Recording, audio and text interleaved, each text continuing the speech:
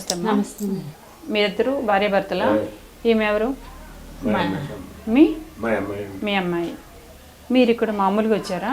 నేను తీసుకొచ్చేసాను అమ్మ, కాలు పోయిందమ్మ. ఓకే, మీ అమ్మ నాన్నని మీరు తీసుకొచ్చుకున్నారు. ఓకే, మీరు ఇంట్లో అద్దుకుంటున్నారు. ఓకే, మీ ఆయన ఏం చేస్తారమ్మా? వ్యవసాయం చేస్తారు. మీకు ఎంత భూమి ఉందమ్మా? మాకు ఏం లేదు, మ్యాక్సిమం వ్యవసాయం చేసుకుంటారా? కూలి పని చేసుకుంటాం. పిల్లలు ఎంతమంది? నాకు 2 బాబులమ్మ. చదువుతున్నారా? చదువుకున్నాను. మీకు 2 ఆడపిల్లలా? మీ అమ్మాయి చిన్నమ్మాయ? ఈవిడ పెద్ద ఆవిడ. ఓకే, కాలు తీసేసారమ్మా మీకు? ఏమ్మా ఎందుకని? షుగర్ ఉందండి. షుగర్ ఉందనా? షుగర్ దెబ్బ తగిలింది ఎప్పుడైనా?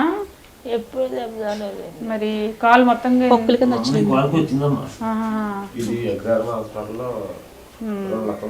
అలా అలా పెద్దదైపోయి మొత్తం కాలు తీసారా?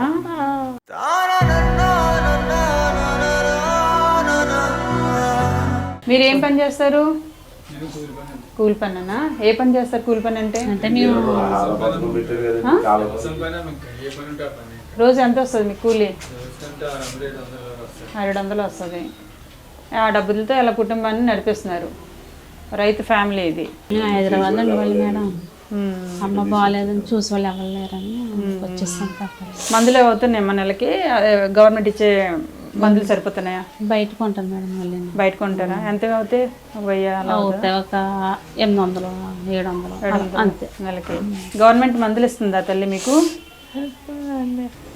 ఓన్లీ అమ్మా, మీరు మిమ్మల్ని మీ ఆయన్ని మెచ్చుకోవాలి. కొంచెం సొంతలైనా కూడా పట్టించుకునే రోజులైతే కాదు. మీ ఆయన ఒప్పుకున్నారు.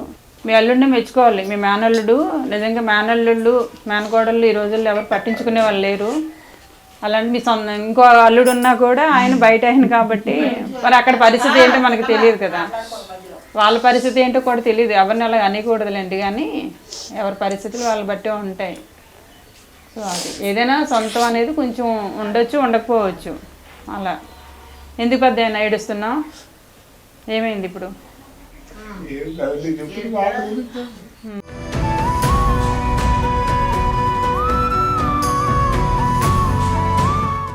మీకెందుకమ్మా ఏడుపు వస్తుంది? కూతురు బాగా చూసుకుంటుందా?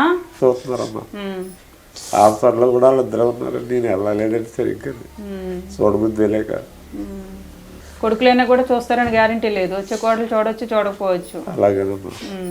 టైంకి భోజనం అది పెడుతున్నారు? బాగానే పెడుతున్నారు. అలా చెప్తారండి, మా ఇళ్ళే చెప్తారండి. నేను కాబట్టి పోన్లే, బాధపడకండి. ఒక అమ్మాయి ఇంట్లో ఇలా చాలా తక్కువ మంది ఉంటారు. తల్లిదండ్రులు అనేది చాలా తక్కువ మంది ఉంటారు. మీ అమ్మాయిని 4గురికి ఇన్స్పైరింగ్గా చూపిద్దామని చెప్పేసి మేము వచ్చాం. యాక్చువల్గా కొడుకు దగ్గర ఉంటారు తల్లిదండ్రులు. చాలా తక్కువ మంది కూతుర్లు కూడా తల్లిదండ్రులు చూసుకుంటున్నారు. అంటే వాళ్ళంటూ కుటుంబ పరిస్థితిని బట్టి అలా చూసుకోవడం కుదురుతుంది. అల్లుడు గారు కూడా సహకరిస్తే కనుక ఎవరికి కష్టం వచ్చినా, కూతురు తరపులకి కష్టం వచ్చినా, మీ అత్తమామలు వచ్చినా మీరు అలాగే చూసుకోవాలి. సో అలాగా అత్తమామల్ని ఎలా మా అమ్మ నాన్న ఎలా చూసుకుంటున్నామో అత్తమామల్ని అలాగే చూసుకోవాలి. చాలామంది ఆదర్శంగా ఉండాలి.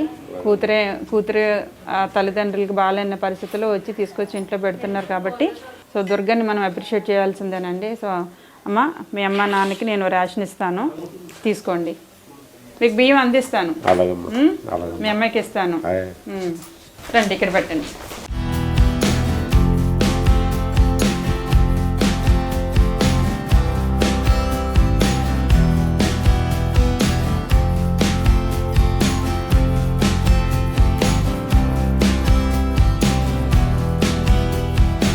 లుంగీలు కడతారు కదా నాగేశ్వర గారు?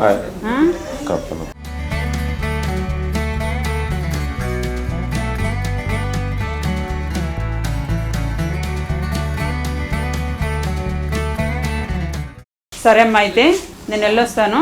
జాగ్రత్త. బాయ్. నమస్తే.